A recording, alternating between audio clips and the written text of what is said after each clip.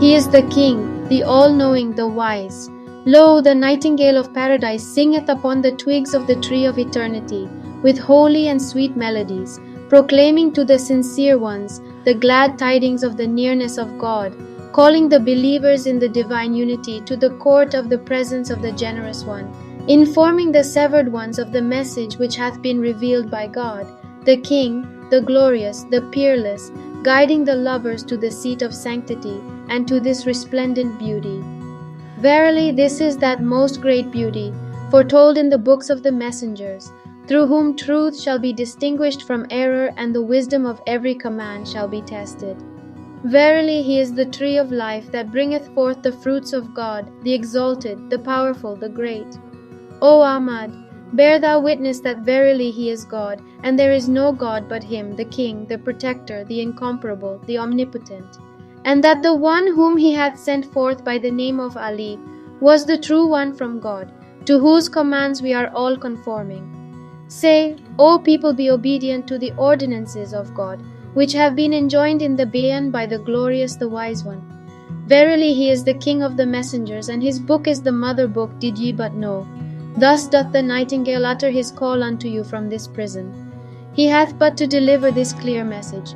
Whosoever desireth, let him turn aside from this counsel, and whosoever desireth, let him choose the path to his Lord. O people, if ye deny these verses, by what proof have ye believed in God? Produce it, O assemblage of false ones. Nay, by the one in whose hand is my soul, they are not, and never shall be able to do this, even should they combine to assist one another. O Ahmad, forget not my bounties while I am absent. Remember my days during thy days, and my distress and banishment in this remote prison. And be thou so steadfast in my love that thy heart shall not waver, even if the swords of the enemies rain blows upon thee, and all the heavens and the earth arise against thee. Be thou as a flame of fire to my enemies, and a river of life eternal to my loved ones, and be not of those who doubt. And if thou art overtaken by affliction in my path, or degradation for my sake, be not thou troubled thereby. Rely upon God, thy God, and the Lord of thy fathers. For the people are wandering in the paths of delusion, bereft of discernment to see God with their own eyes, or hear his melody with their own ears. Thus have we found them, as thou also dost witness. Thus have their superstitions become veils between them and their own hearts, and kept them from the path of God, the exalted, the great. Be thou assured in thyself that verily, he who turns away from this beauty hath also turned away from the messengers of the past, and showeth pride towards God from all eternity to all eternity.